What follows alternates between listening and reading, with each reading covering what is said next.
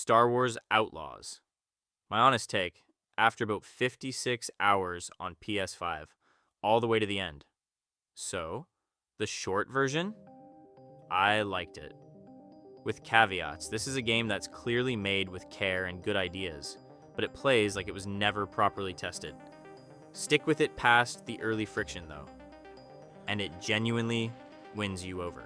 Let's start with what I loved, the open world. This is the heart of it. The planets feel like real places, not just checklists of icons. At its best, the exploration had this Tomb Raider quality, climbing, poking around ruins, working out how to reach somewhere just out of sight. Honestly, most of those 56 hours came from simply wanting to explore, not from padding. Wandering was its own reward, and it looks great. The graphics are genuinely impressive, but more than that, it nails the original trilogy texture. The sound, the grime, the lived-in feel of every cantina and back alley.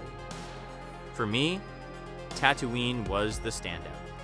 Stepping onto that planet just felt right. It was the closest the game ever came to making me feel like I was actually standing inside a Star Wars film. The story kept me invested. Vess works as a lead, and the whole underworld angle, playing the syndicates against each other, gave it a flavor most Star Wars games skip. A few moments really stuck with me. The Kessel Sabek twist, loved it. Easily one of my favorite parts of the entire game.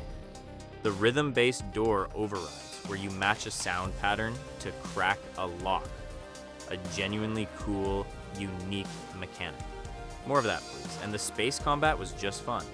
Not too hard, well-tuned, about optimal. Now the smaller systems. First up, Nyx, your little companion. A really cool idea, and a great addition to the puzzles. Sending him off to fetch something or trip a switch never got old. My one wish? Let me see the name of an item before I send him after it. Half the time I wasn't sure what he was about to bring back. Then the syndicates.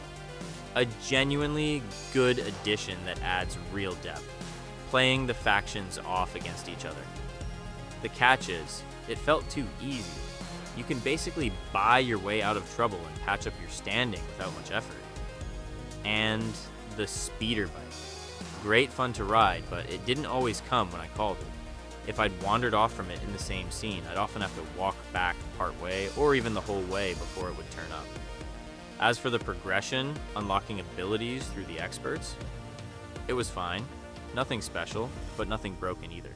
Now, the caveats. And the big one is the technical state. On PS5, the game crashed on me constantly with repeated forced restarts.